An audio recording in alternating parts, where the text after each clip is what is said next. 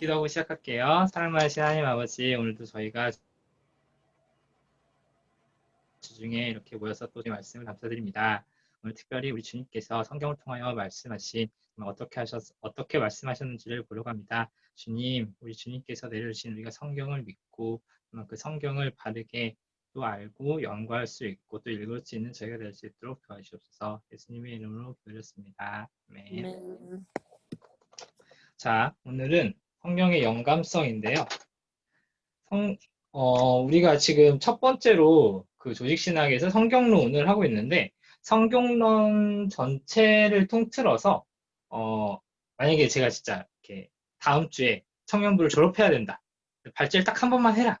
라고 하면은 전 아마 성경의 영감성 오늘 부분 할 거예요. 만약에, 어, 만약에 한 번 더 기회를 주겠다 하면은 이 바로 뒤에 있는 3번 성경의 권위성에 대해서 할 거예요. 만약에 저라면 약간 개인적인 견해인데요. 그만큼 이게 그러니까 그러니까 제 생각으로는 이게 그러니까 우리 이제 이 교재 전체에서 2과, 3과가 제일 중요하다고 생각을 하는데 그 이유가 뭐냐면은 2번 그러니까 영감성 그리고 3번 그 권위성에 대해서 이단들의 공격이 혹은 그러니까 우리가 좀 경계해야 되는 신학의 공격이 제일 교묘해요. 제일 음, 극심한 건 좀 오히려 다른 쪽인데 제일 교묘해서 우리가 정신 놓고 있다가 하면서 좀 넘어가 버리기 쉬운 게 지금 이 파트거든요. 특별히 이제 성경의 모호성이랑 연결이 되는 부분이라서 좀 이렇게 사실 그래서 오늘 발제를 좀 길게 하려고 했는데 다들 알고 안 들어오신 것 같아요. 자, 아, 그래서 오늘 조금 오버될 수도 있어요. 제가 원래 시간을 좀 지킨다고 했는데 오늘 내용이 워낙 많아가지고 저는 좋아요. 그리고 심지어 뭐지? 그 원래 오늘 그 WCC에 관련된 내용도 살짝 언급을 하려고 했는데 그것도 그냥 그 권위성으로 뺐어요. 어차피 좀 비슷한 맥락이기도 하고 그런데도 양이 좀 많더라고요. 자, 첫 번째로 이제 성경의 영감성인데요. 일단 제목을 먼저 보시면 인간의 일단 여러분들 혹시 그 프린트 볼 수 있으시면 제가 아까 드린 거 이거 볼 수 있으면 보시고 아니면은 여기 아시죠? 맨 뒤에 몇 페이지지 여기가 봅시다. 62페이지에 그 정리해 볼까요? 그 부분을 보시면서 따라오시면 됩니다. 자, 첫 번째 성경의 영감성이 이제 부제가 인간의 언어로 기록된 하나님의 말씀이잖아요. 그래서 여기서 이제 성경의 독특성과 이제 양면성이 사실 부제에서 드러나는데 첫 번째로는 인간의 언어로 기록된 하나님의 말씀이에요. 자, 우리는 성경을 너무 이제 뭐 어렸을 때부터 봐온 사람도 많이 있고, 그리고 되게 오래 전부터 봐왔어서 딱 그냥 성경책을 피면 하나님의 말씀이 거기 있잖아요. 근데 잘 생각해보면 성경에 쓰여져 있는 건 인간의 언어죠. 근데 하나님은 인간의 언어를 쓰시는 분일까요? 쓰실 필요가, 그러니까 좀 더 질문을 바꾸면 쓰실 필요가 있는 분이 아니죠. 그런데도 인간에게 이제 하나님께서 자신의 지난번에 배웠죠. 그 계시, 자신을 드러내 주시기 위해서 그렇게 인간의 언어로서 우리에게 하나님의 말씀을 내려주셨어요. 그래서 이게 첫 번째 요건, 첫 번째 이렇게 성격인 성경의 독특성이 나오는데요. 우리가 이제 일반적으로 모든 책들은 이제 물론 이제 공동 저자가 있긴 하지만 공동 저자가 있는 경우도 있지만 그건 이제 말 그대로 막 같이 어떻게 해야 될까요? 뭐 일부분을 누구는 이 부분, 누구는 이 부분 뭐 이렇게 쓰거나 혹은 뭐 지도 교수님 아래에 뭐 제자가 이렇게 쓰거나 이제 이런 경우가 있잖아요. 그래서 어쨌든 그러니까 그 사람들이 저자가 돼요. 공동 저자가 돼도 그 사람들이 다 똑같이 저자가 되거든요. 근데 성경은 하나님께서 제1저자이시고 인간 나머지 40명이 제2저자인 거예요. 그러니까 보통 물론 이제 뭐였지? 언제였지? 보통 우리가 이제 인간의 저술은 공동 저자라고 해도 이 40명이 그냥 저자가 돼요. 근데 이 성경은 여기에다가 이게 이제 제2 저자가 되고 하나님이라는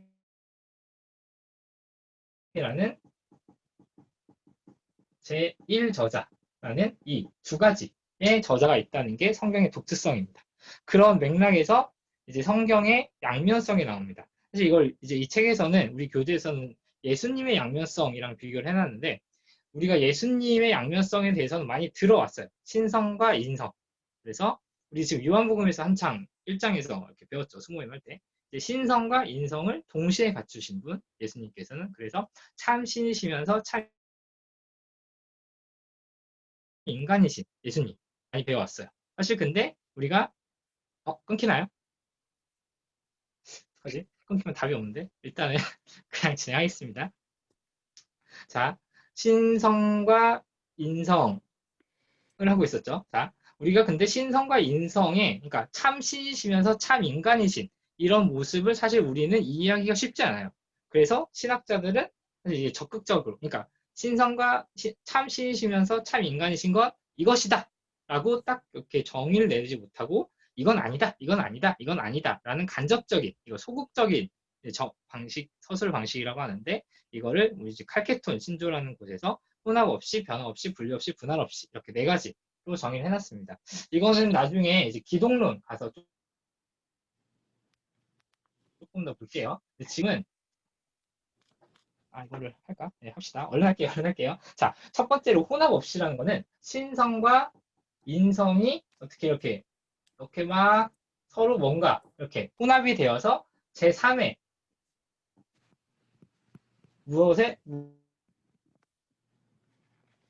무엇인가 제3의 존재가 되게 하는 게 혼합 없이라는 거고요. 변화 없이는요. 예를 들어서 처음에 예수님이 신이셨다가 땅으로 내려오셨을 때 인간이셨다가 다시 승천하시면서 신이 되셨다. 이런 변화가 아니라는 게 참 신성과 참 인성이라는 거고요. 분리 없이는 예를 들어서 예수님이 원래 이렇게 있었는데 이게 양쪽으로 쪼개지면서 인간이 아니다라는 게 분리 없이고요. 분할 없이는 이렇게 예수님의 한 존재 안에서 신성과 인성이 이렇게 나눠졌다라는 게 아니다라는 거예요. 그럼 도대체 참 신과 참 인간이 무엇이냐라는 것에 대해서는 이제 아직 이렇게 명확히 이제 밝혀주시진 않았습니다. 하나님께서. 물론 그렇다고 우리가 이렇게 막 신성과 인성에 대해서 아는 걸 포기하느냐 그건 아니지만 어쨌든 이런 복잡한 것으로 신성과 인성이 정의되는데 성경도 마찬가지로 처음에 말했듯이 하나님의 말씀이면서도 인간의 언어로 쓰여졌어요. 그래서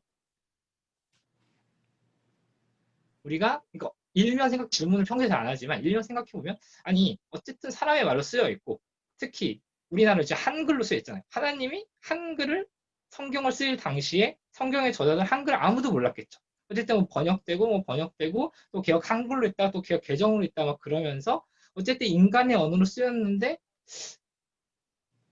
이게 하나님의 말씀인가? 라는 질문이 있을 수 있거든요. 우린 평소에 그런 질문을 잘 안 하지만. 자, 그럼에도 불구하고 그 인간의 언어라는 특히 대한민국 안에서 쓰인 한글이라는 언어로 하나님의 언어가 아닌 인간의 언어로 쓰여졌어도 이건 하나님의 말씀이다. 라는 게 성경의 양면성이라고 보시면 됩니다. 다음은 이제 오늘 우리가 하고 있는 제목을 볼 건데요. 이 제목이 오늘 성경의 영감성이잖아요. 이 영감의 정의에 대해서는 어떻게 영감의 정의를 처음 볼 건데, 자, 이 성경의 영감은 이제 이 구절을 잘 아셔야겠죠. 디모데후서 3장 16절에 모든 성경은 원래는 이제 감동이죠. 보세요. 모든 성경은 하나님의 감동으로 된 것으로 의와 교훈과 잠깐만요. 교훈과 바르게 함과 의로 교육하기 유익하니 교훈과 책망과 바르게 함과 의로 교육하기 유익하니 이렇게 있잖아요. 거기서 자 우리가 원래 평소에 아는 구절은 하나님의 감동으로 된 것으로 이렇게 많이 외우고 있는데 좋은 성경책은 지금 혹시 성경책 옆에 있으신지 없으신지 모르겠지만 나중에 보세요. 좋은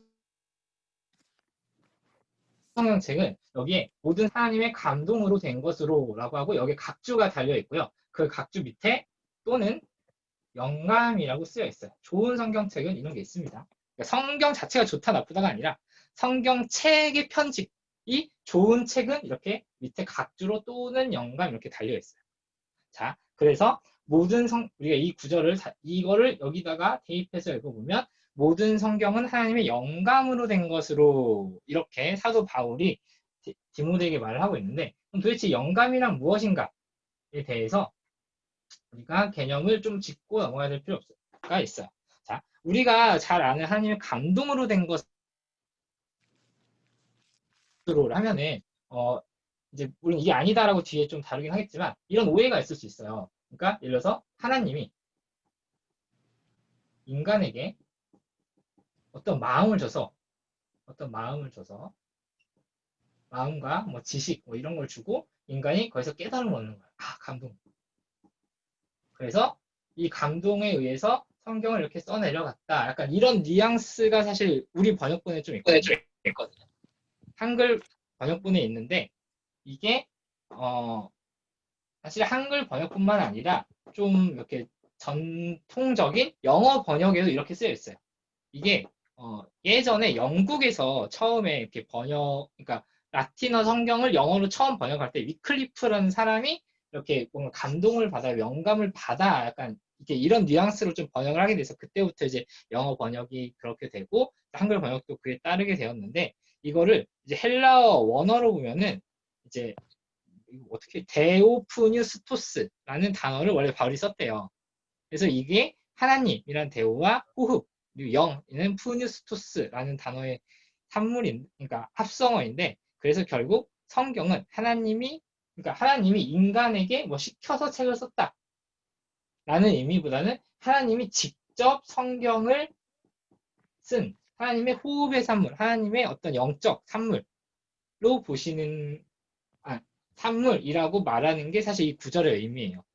자, 그래서 정리를 해보면 오늘 우리가 이제 다루는 제목이 성경의 영감성이라고 하면은, 그러니까 하나님이 물론 이제 그 뜻도 맞기는 해요. 그러니까 하나님의 인간에게 어떤 영감을 주셔서 그 영감에 의해서 성령이 이렇게 인간에게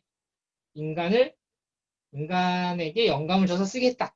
뭐 이런 해석도 맞긴 하지만, 일단은 1차적인, 직관적, 직역적인 의미는 성경의 영감성은 하나님이 직접 썼다 라는 게 성경의 영감성입니다. 사실 이거는 우리가 지난번에 배웠던 성경의 계시성을 보면 당연한 귀결이긴 해요. 우리가 지난주에 계시성을 배울 때 인간은 하나님을 제대로 알 수 없기 때문에 하나님이 자신을 드러내는 게, 인간에게 자신을 드러내서 알려주시는 게 계시고, 그 계시의 최정점이 성경이라고 했잖아요. 하나님이 인간에게 자신을 보여주시는 성경이니까 당연히 하나님이 쓰셨겠죠. 사실 논리적인 귀결이기는 한데, 어쨌든 인간의 언어라는 양면성이 있으니까 이렇게 성경의 영감성 하면은 하나님께서 직접 호흡으로, 하나님이 직접 영으로 쓰셨다, 이렇게 보시면 되겠습니다. 자, 그래서 그 성경의 영감성이 왜 중요하냐면, 제가 맨 처음에 이 부분이 성경문에서 제일 중요하다고 했잖아요. 이게 제 생각이긴 한데, 물론. 자, 그게 왜냐면은 성경의 영감성은 성경의 무호성이랑 직결되기 때문이에요. 성경의 무호성은 오류가 없다, 이런 뜻이거든요. 그러니까 보세요. 하나님께서는 완전 무결하시고 오류가 없으신 분이잖아요. 그렇죠?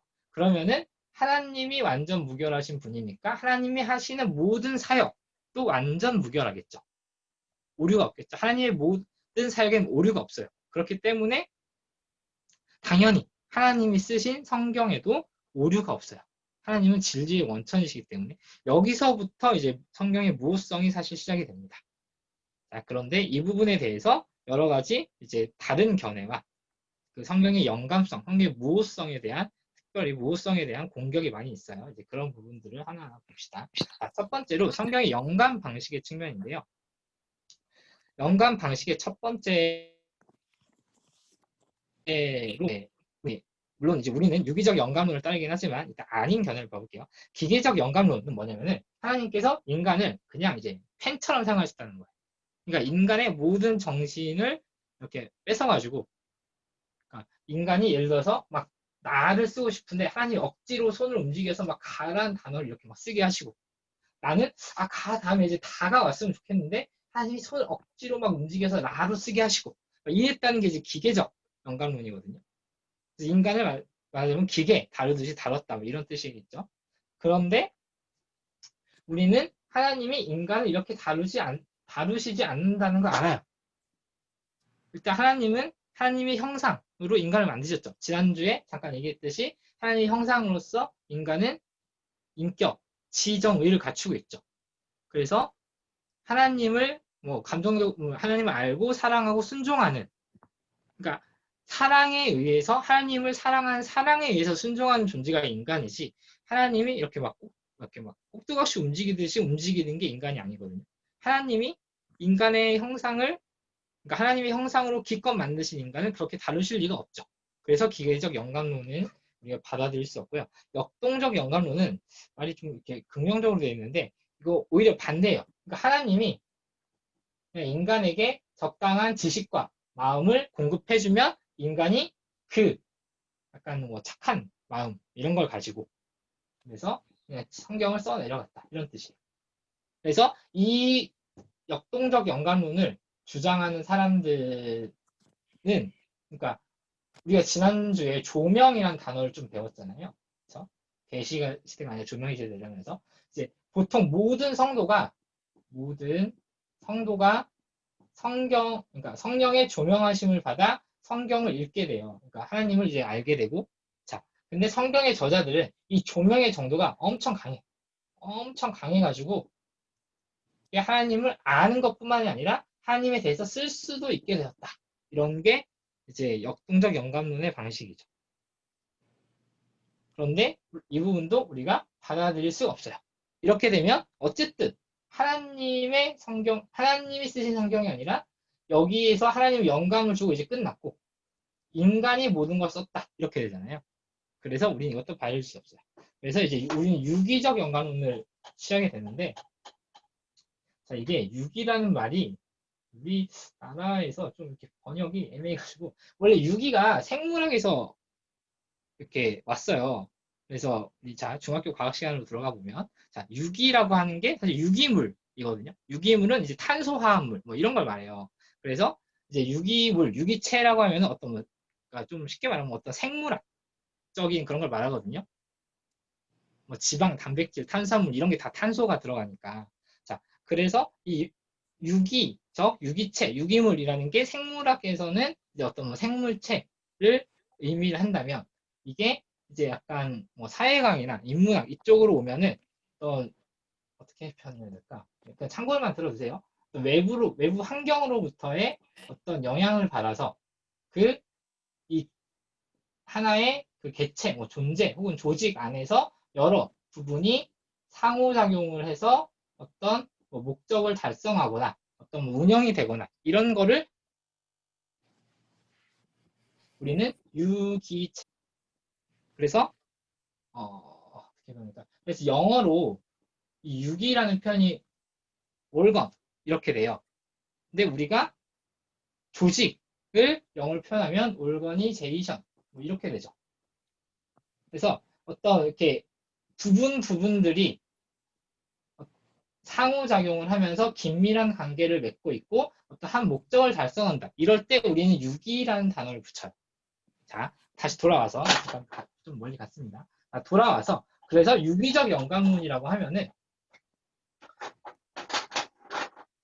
하나님이 인간을 일방적으로 조정하는 방식도 아니고 인간에게 뚝 떨어져 주고 인간이 알아서 하는 방식도 아니고 인간과 하나님이 끊임없이 활동하면서 하나님이 인간을 주관하시지만 인간의 저자 자신의 뭐 문체라든지 성격이라든지 뭐 그런 게 다 드러날 수 있게 개성적인 글로 쓰일 수 있다라는 게 유기적 영감론이에요. 그래서 성령께서 쓰시지만 인간적인 특성들을 다 사용하게 하시죠. 그래서 성경의 책별로 보면은 저자별로 예를 들면 뭐 모세오경을 썼던 모세의 모세오경이나 뭐 바울이 썼던 서신서나 다 고유의 문체가 있고 고유의 주제가 있죠. 그런 게 이제 유기적 영감론입니다. 그리고 성경의 영감 정도도 우리가 좀 자세히 알아둘 필요가 있는데요. 어떤 견해는, 그러니까 부분 영감설의 견해는 성경이 어쨌든 하나님의 말씀이니까 영감된 건 맞지. 그런데 전체는 아니고 일정 부분만 영감된 거야. 이런 견해고요. 사상 영감설은 약간 역동적 영감론이랑 비슷하다고 보시면 돼요. 이제 하나님께서 또 어떤 인간의 어떤 성경을 쓰도록 할 때 어떤 주제라든지 어떤 방향성 이런 거에 대해서 영감을 줬는데 어떤 구체적인 용어의 선택은 인간 저자의 이제 본인의 지혜에 의존하도록 했다. 이런 게 사상 영감설이고요. 완전 축자 영감설이에요. 축자라는 단어가 또 나오는데 축자라는 단어는 이게 중국어 번역투 그러니까 한문 중국어 아니라 한문 번역투인데요. 축자라는 이게 따르다라는 뜻이거든요. 그래서 글자 하나하나를 다 따라서 영감됐다 이런 뜻이에요. 그래서 이걸 좀 이제 헷갈리면 기계적 영감론이랑 좀 헷갈릴 수도 있는데 축자는 그러니까 글자 하나하나 다 용어의 선택을 하나님이 주관하셨지만 어쨌든 여기에는 그러니까 인간 저자 본인의 뭐 개성이나 그런 게 반영이 됐어요. 이게 잘 이해가 안 된다면 그게 정상이에요. 왜냐하면 우리가 2번에서 다뤘듯이 성경의 양면성을 이렇게 얘기를 하거든요. 축자 영감론이지만 유기적 영감론이에요. 그러니까 글자 하나하나가 다 성경 위에서 주도되었지만 인간이 기록되지 않고 성령과 긴밀한 관계에서 이 성경이 탄생했어요. 이 양면성이 바로 예수님의 양면성만큼이나 어렵다는 게 이제 하나님의 말씀이면서 인간의 말이기 때문이에요. 그래서 우리는 단어의 선택까지도 영감되었다라는 게 다시. 그래서 완전 축자 영감설에 따라서 글자 하나하나, 단어 하나하나까지 영감되었다는 게 엄청 중요합니다. 왜냐하면 그게 성경의 무호성과 직결되기 때문입니다. 자, 성경의 무호성과 4번으로 넘어갈게요. 불호성이라는 걸 다루고 있는데 이게 사실 말장난 같죠? 오류가 없다는 거고 오류가 아니라는 건데요. 자, 우리가 취하고 있는 견해가 성경의 무호성이죠. 여기서 약간 우리가 옛날 기억을 좀 되살려서 중학교 때 이거는 약간 제 뇌피셜이에요. 그냥 보시면 하세요. 자, 우리가 소설에 보면은 사실성과 진실성이라는 걸 배웠어요. 자, 여기서 사실성은 말하자면은 우리가 안 소설이 뭐가 있지? 그래서 운수 좋은 날 이런 거 보면은 김첨지가 막 인력거를 끌고 막 이제 그런 시대적 배경, 시대적 상황 그런 게 나오잖아요. 그런 사실들을 반영하고 있다는 게 사실성이고 진실성은 아무리 운수 좋은 날이 정말 그 시대적 배경을 잘 반영하고 있다고 해도 실제로 김첨지란 인물이 살진 않았을 거 아니에요. 하지만 그 당시 시대 상황이나 그 당시 사람들의 생각이나 어떤 뭐 부부 간의 어떤 뭐 그런 관계 뭐 이런 것들에 대해서 우리에게 교훈을 주죠. 그런 게 이제 진실성을 갖추고 있다는 거거든요. 그래서 성경의 모호성을 따르면 사실성도 있고 진실성도 있어요. 근데 성경의 불호성을 주장하는 자유주의나 진보주의 신학자들의 견해에 따르면 사실성은 없고요. 진실성만 있어요. 그러니까 이게 약간 사상영감설이랑 비슷한 건데 그러니까 성경에 그래 우리가 하나님의 말씀을 듣고 하나님께서 우리에게 주신 교훈을 얻고 구원의 원리를 깨닫고 이런 전체적으로 우리가 성경의 진실성이 있어. 근데 따지고 보면 성경에 묻은 기적이 일어난 건 아니고 약간 뭐 비유적으로 표현한 거 그런 게 있겠지. 약간 이렇게 생각하는 게 불호성의 견해예요. 자, 이렇게 되면은 어떤 문제가 생기냐면요. 밑에 보시면 첫 번째로 뭐 예수님께서 마태복음 5장 18절에 보면은 1.1획도 성경에 있는 것들이 없어지지 아니할 것이다. 이렇게 나오거든요. 그래서 근데 예수님께서 분명히 성경에 1.1획도 부인되지 않는다. 이렇게 했는데 성경의 불호성을 주장한다는 거는 일부 사실이 아닌 게 있다. 그러니까 뭐 전체적으로 맞기는 한데 일부 사실이 아닌 게 있다라는 견해잖아요. 예수님의 말씀이 정면으로 모순이 되죠. 그리고 선지자들이나 여러 사도들의 증언에 의해서도 모든 성경은 하나님의 말씀으로 되었다라는 성경 자체의 말씀과도 배치가 되죠. 자, 그리고 가장 결정적으로 우리가 이 무호성 교리를 지켜야 하는 이유가 뭐냐면요. 하나가 무너지면 다 무너지기 때문이에요. 자, 생각을 해보시면요. 성경에 완전히 오류가 없고 모든 게 다 사실이다. 라는 거를 버리고 일부 사실이 아닌 게 있긴 있어. 그러니까 저자들이 약간 꾸며낸 게 있긴 있어. 그래서 뭐가 있을까? 노아의 홍수 이런 것도 그냥 그 지역의 홍수가 다 났던 거지. 이렇게 막 온 지구를 다 덮었던 건 아니야. 이렇게 주장을 하다 보면요. 이게 한 성경 안에서 이 부분은 참이고 이 부분은 거짓이네. 이 경계가 점점 허물어집니다. 그럼 이것도 거짓 아닐까? 이것도 하면서 결국 성경 전체를 부정하게 되고요. 그러면은 결국 혹시 이 정도를 인정하고 있더라도 자, 성경을 보면은 이 정도만 이 정도는 그래 사실성이 있어. 근데 나머지는 좀 부족하잖아. 뭔가 더 필요하겠지. 이러면서 그래 내 말을 믿으세요 하면서 여러 가지 교주들이 탄생하고 뭐 이단들이 이렇게 탄생하게 돼. 그래서 성경의 불호성도 사실 뭐 전혀 막 뜬금없는 소리 하는 건 아니에요. 그렇지만 우리는 이 부분을 이렇게까지 갈 수 있는 것들을 원천 차단하는 의미에서라도 성경의 모호성 결의를 철저하게 지켜야 됩니다. 이거는 다음 주에 구체적인 얘기를 조금 더 들려드릴게요.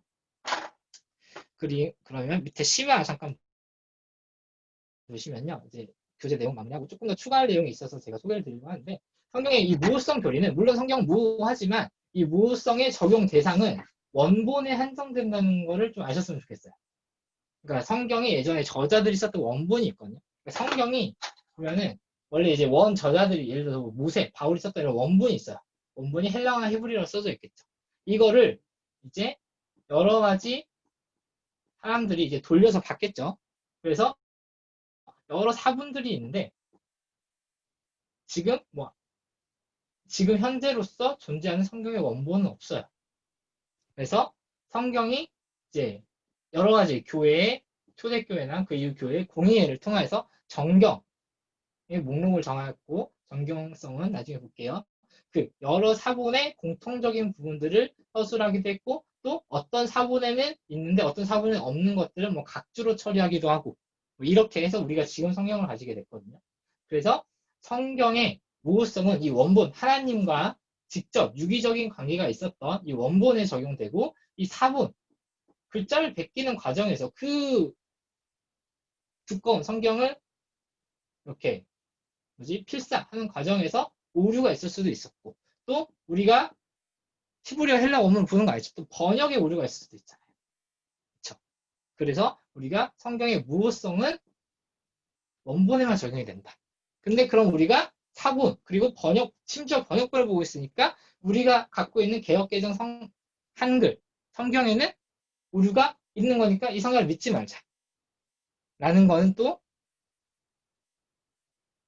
라는 결론은 우리가 또 받을 수 없죠. 만약에 대한민국의 수백만이 보는 성경에 사본이나 번역 과정에서 오류가 있었다면 하나님께서 이 교회를 위하여 가만히 냅두지 않으셨을 거예요.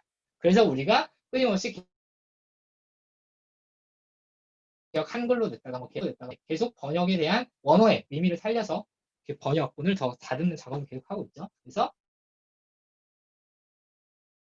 우리는 이제 우리가 한글 성경을 잘 보시면 되겠습니다. 심지어 우리 개역개정 한글이 원문에 오히려 영어보다도 더 이렇게 충실한 경우도 되게 많거든요. 그러니까 여러분 성경을 핑계대지 마시고 이렇게 성경을 잘 읽으시면 되겠습니다.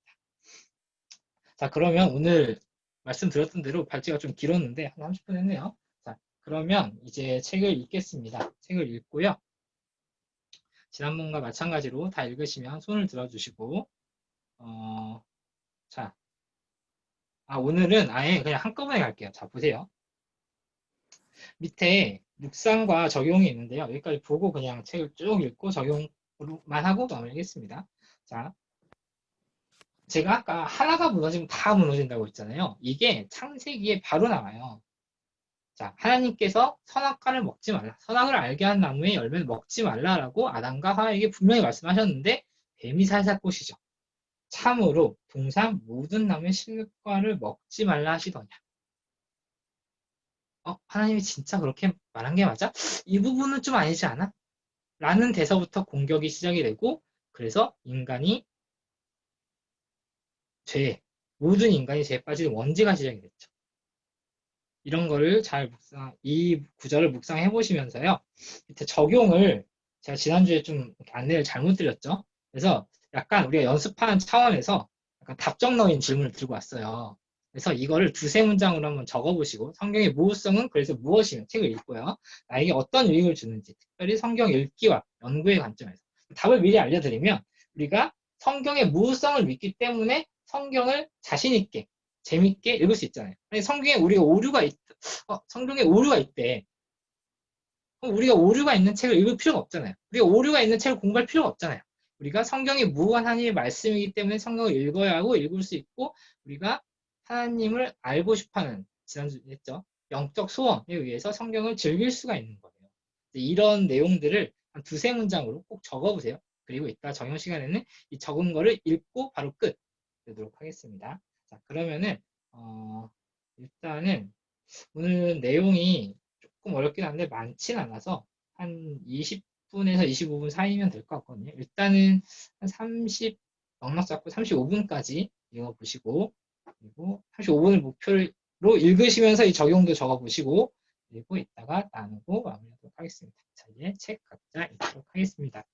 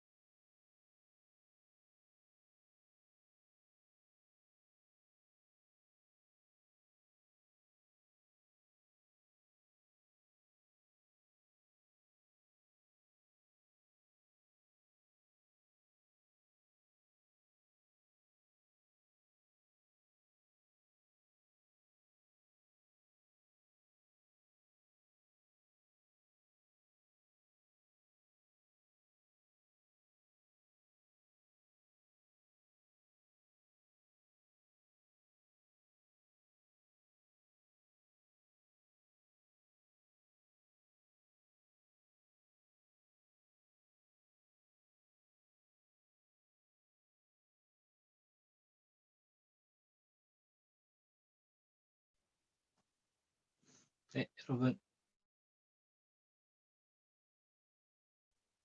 시간이 한번 나눔을 시작해 보겠습니다.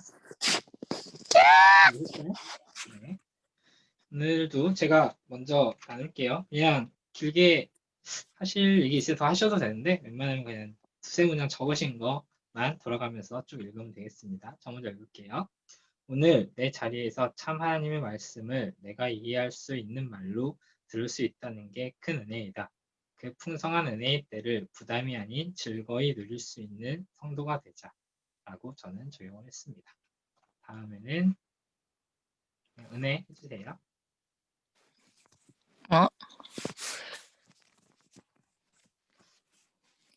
성경의 영감성, 무호성은 완전하신 하나님과 사랑이 많으신 하나님의 속성을 드러내는 교리이다.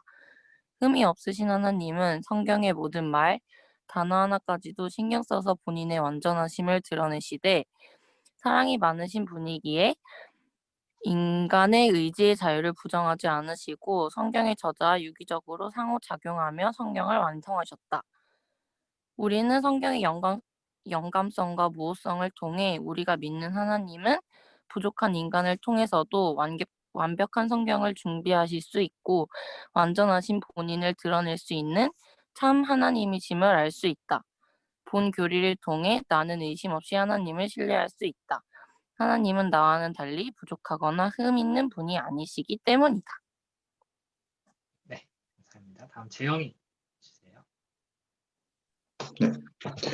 성경은 신적인 동시에 인간적인 양면성을 가지고 있고 한 글자 한 글자 모두 성령의 감동으로 이루어져 오류가 없다.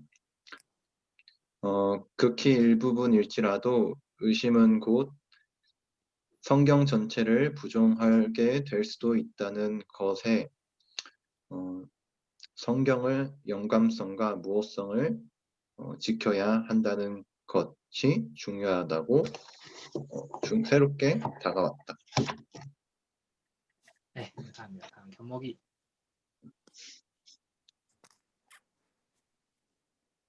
성경의 무호성은 말 그대로 완벽하다는 뜻이며 나에게 살아가야 할 방향을 제시해준다. 세상의 관점에서는 믿지 못하는 사실을 믿게 해주고 내가 구원받을 수 있는 유일한 길은 하나님뿐이라는 사실을 알게 해준다. 예, 감사합니다. 다음 서은이 마이크 안 되니? 오케이. 했어. 서은이 귀여워. 하겠습니다. 네, 혹시 질문이나 같이 더 하실 얘기 있으신가요? 오늘 내용 중에 더 필요하셨던 거? 그 무호성이 사실 뭐 이제 말씀하셨던 대로 이제 원본에만 이제 해당된다 뭐 이런 얘기를 하잖아요. 근데 저희는 뭐 어쩔 수 없이 이제 언어의 한계적인 부분에 있어서 한글로 이제 번역된 거를 사용하고 있는데 이제 뭔가 저희가 설교를 들어봤을 때도 사실 뭔가 이렇게 잘못 해석되거나 이렇게 단어에 조금 그런 부분들이 좀 많이 있잖아요. 그래서 그런 것들을 이제 뭐 저희는 뭐 설교 이제 하시는 뭐 교육 설교자분들이나 그런 분들이 이제 뭐 이거는 이렇습니다라는 그런 것들로 이제 받아들여서 이제 새로 이제 그런 지식을 받고 있는데 그 성경 자체에서는 이제 그게 이제 좀 뭐라고 해야 되지? 그 오류라고 해야 되나요? 뭐 그런 일단 말은 그렇게 표현을 할게요. 오류가 있는 건데 이거를 좀 어떻게 설명을 해야 될지 이제 좀 뭔가 딱 정확하게 말하기가 좀 어려운 것 같아요. 그게 그러니까 성경의 오류와 성경 조금 달라요. 다시 그러니까 끊겼어요. 해석의 오류랑 다르다고. 다시. 이렇게 끊기지? 보시면, 내가 끊기는 건가? 아니 나도 끊겨. 자, 성체가 있고요. 그리고 인간이 이 성경을 읽는 게 있잖아요. 그래서 이제 제가 질문을 제대로 이해를 했나 모르겠는데 예를 들어서 이 성경 자체에는 이제 오류가 없지만 모든 게 이제 완전하지만 이제 이 인간이 뭐 어떤 목사일 수도 있겠고, 뭐 저 같은 사람일 수도 있겠죠. 이 사람들이 성경을 보고 뭐라고 말을 해요. 이게 여기에 오류가 있을까? 이제 이런 질문이었다면 첫 번째로 성경의 오류와 성경 자체의 오류와 성경 해석의 오류가 조금 다른 문제예요. 사실은 아무도 어떤 인간도 이 성경을 완벽하게 해석할 수 있는 사람이 없어요. 사실 그래서 아까 우리가 말했듯이 예를 들어서 뭐 예수님의 양면성 이런 게 완전히 풀리지 않는 뭐 문제가 남아있죠. 뭐 이런 게 많이 있어요. 성경에 삼위일체 이런 것도 인간의 두뇌로는 인간의 어떤 경험과 지식과 인간의 언어로는 완전히 설명을 할 수가 없거든요. 어쨌든 그러다 보니 해석에 한계가 있고 해석에 오류가 있을 수 있어요. 그러면은 우리는 어떻게 해야 되느냐? 어차피 해석에 한계가 있고 오류가 있으니까 그냥 모르는 상태로 있자. 라는 주장도 사실 없었던 건 아니거든요. 인류 역사상. 그걸 이제 불가지론이라고 하는데, 그러니까 아는 게 불가능하다는 거예요. 그래서 불가지론으로 잘못 가면 어떻게 되냐면은, 어차피 모르니까. 성경을 읽지 말자. 성경 보지 말자. 그냥 우리 멋대로 살자. 이렇게 되거든요. 사실 이게 본질적인 해결 방법이 아니라, 그래서 제가 이제 적용 질문을 사실 던져드렸던 게, 일단 성경이 완전한 건 우리가 알잖아요. 이 성경의 완전성에 근거해서 우리는 이제 끊임없이 사실 되게 원론적인 얘기인데 계속 성경을 읽고 공부하고 연구하고 그 연구를 토대로 또 말씀에 또 은혜를 받고 이제 그런 과정들을 계속해야 되는 성도의 그래서 거룩한 의무가 생기는 거죠. 이런 차이가 있고 그렇다면 이제 현실적으로 물론 이제 우리가 이렇게 성경을 끊임없이 읽고 연구해야 하지만 현실적으로 누가 말했는데 이상한 것 같아. 이건 어떻게 하느냐? 사실 그래서 우리에게는 교회라는 제도라고 표현할 수 있는지 모르겠는데 교회라는 제도가 있습니다. 나중에 교회랑 가서 조금 더 할 수 있을 거 얘기를 할 수 있을지 모르겠는데 교회론이 너무 길어서 그래서 우리는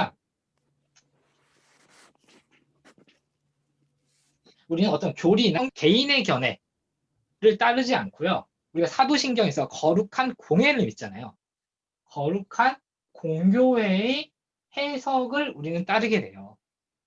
그래서 사실 교단이라는 게 존재하게 된 이유도 사실 그런 거죠. 그래서 이 한 교단 안에서 이 성경의 해석을 최선을 다해서 하되 이 교단의 가르침을 벗어난다. 그러면 이제 이단이 되는 거예요. 이런 문제. 그래서 뭐 일단 답을 정리해서 두 가지로 답을 드리자면 어쨌든 성경의 한계는 그러니까 성경과 성경 해석은 좀 다른 문제고 성경 해석에 오류가 있을 수 있지만 그럼에도 불구하고 우리는 완전한 성경을 끊임없이 연구해야 되고 그 연구에 있어서 어떤 개인적인 한계, 개인의 개인의 지성의 한계, 개인의 성향의 한계, 개인 때문에 우리는 특별히 성경에 대해서 공교회의 해석을 따라야 된다. 그게 오늘날은 교회나 교단이나 제도로 나타내는 거죠. 그래서 사실 여기까지 얘기할게요. 오케이. 네, 이 정도. 제가 질문한 게 이견 아니었는데 그랬어요? 아? 했나요? 방향이 좀 다른 방향이긴 한데 그래요? 어떤 거였어요? 그러니까 제가 말한 거는 이제 성경 번역본 자체의 오류 그런 느낌. 번역본. 네, 그러니까 번역본도요. 대부분 이제 번역본을 그러니까 좀 여러 이제 목사님들이 설교를 하실 때 뭐 어떤 성경 구절을 읽을 때 이거는 번역이 좀 잘못된 것 같다 뭐 이렇게 설교를 하시는 분들이 계시잖아요. 네네네네. 약간 그런 경우. 그런 경우는 어떻게 보면 될까? 그 경우도 이제 어떻게 표현할까? 사실 번역도 뭐 아시겠지만 이제 사실 되게 여러 가지로 번역이 있을 수 있잖아요. 그래서 또 중요한 게 만약에 그런 말씀을 하시는 목사님이 어쨌든 우리 특히 대한민국에서는 대한성서공회에서 나온 번역본을 공식적으로 이제 건전한 교회라고 채택해서 사용하고 있거든요. 그래서 그 번역에 어떻게 해야 될까요? 물론 그 번역도 이제 어쨌든 우리가 공회잖아요. 대한성서 공회.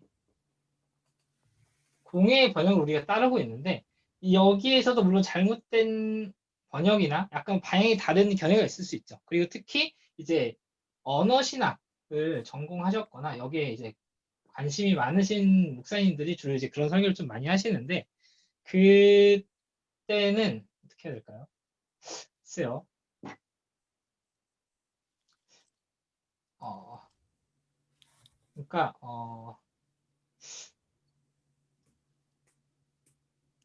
제가 지금 어떻게 설명할지 모르겠네.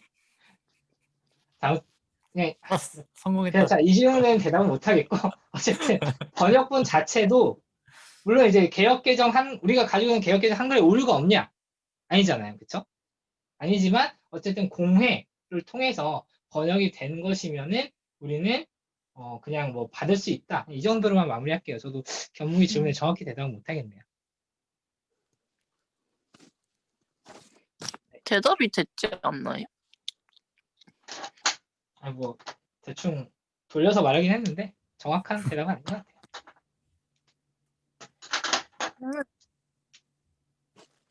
네, 또 나누실 이야기가. 그런데 네네. 통합 쪽만 가더라도 장신 쪽에서는 모호성을 부정하는 걸로 알고 있어요. 모세오경도 모세가 안 썼다고 음. 하더라고요. 아, 그래서 음. 이게 약간 진짜 개혁주의 쪽에서도 되게 개혁주의 쪽이 아니고 여튼 그런 되게 보수적인 교리인 걸로 알고 있어요. 무호성 자체가. 네, 맞아요. 무호성이 엄청이라는 표현은 취소할게요. 사실 성경의 무호성 자체는 보수적인 교단들이 채택하고 있는 게 맞기는 맞아요. 좀 다음 주에 조금 얘기를 하겠지만 지금 되게 특정 교단의 이름이 언급돼서 굉장히 좀 민망하긴 한데 그러니까 원래 이제 우리가 대한예수교 장로회 합동 측이잖아요. 그렇죠? 맞죠? 합동 그렇죠? 또 네. 자, 그리고 원래 이 합동이 대한예수교 장로회 안에서 지금 이제 통합 측이라고 불리는 곳과 같이 대한예수교 장로회였는데 이게 이렇게 나뉘게 된 계기가 있었어요. 그게 이제 표면적으로는 뭐 여러 가지 이유가 있긴 하지만, 그러니까 더 뭐지 깊은 여러 가지 이유가 있긴 하지만 그 이유 중에 하나가 WCC에 참여하느냐 마냐의 문제였거든요. 이 WCC가 다음 주에 얘기를 하겠지만 대표적으로 불호성을 따르는 단체 중에 하나예요. 이게 뭐 칼바르트 이제 그런 얘기가 좀 나오긴 하는데 그래서 그러니까 불호성을 따른다고 해서 이단이냐? 라고 했을 때 사실 우리는 이단이라고까지는 못해요. 어쨌든 성경의 진실성, 뭐 성경의 뭐 구원의 원리 이런 거를 부정하는 게 아니잖아요. 성경의 불호성을 따른다고 해서 구원의 길이 예수님 외에 또 있다라고 주장하진 않아요. 그렇지만 우리가 불호성을 경계한 이유는 그러니까 불호성을 따르지만 어쨌든 구원은 예수님 이렇게 주장을 하거든요.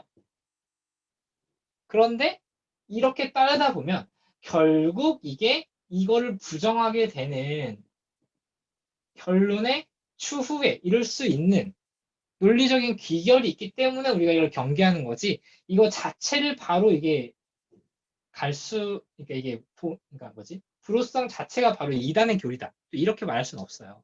그래서 누가 이렇게 불호성을 내세운다고 하더라도 바로 이단이야 뭐 이러지는 마시고 그 불호성을 주장하는 이면에 무엇이 있는지 먼저 보시고 하지만 우리가 뭐 인정은 해줄 수 있지만 우리는 결코 불호성을 따를 수는 없다는 거 이렇게 생각하시면 되겠습니다.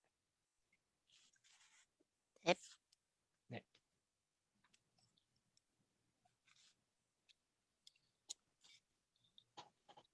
네, 혹시 또 다른 말씀 있으신가요? WCC 얘기는 다음 주에 조금 더 할게요. 네. 네, 그럼 오늘은 이만 마치도록 하겠습니다. 40분에 시작했으니까 1시간 10분. 목표에 달아들고 있어요. 자, 기도하고 마치도록 하겠습니다. 기도할게요. 사랑하신 하나님 아버지, 오늘도 저희가 이렇게 모여서 온라인으로라도 이렇게 모여서 우리 주님을 알게 하시니 감사드립니다. 우리 주님께서 저희에게 주신 소중한 성경, 우리가 정말 참 하나님의 말씀, 정말 정확무고한 하나님의 말씀을 늘 읽고 따르며 공부하며 또 즐길 수 있는 그런 거룩한 아람제일 교회 청년들 될 수 있도록 도와주시옵소서. 이 모든 말씀 살아계시고 역사하시는 예수님의 이름으로 기도드렸습니다. 네. 아멘. 수고하셨습니다. 감사합니다. 주일에 봬요. 수고하셨습니다. 감사해요.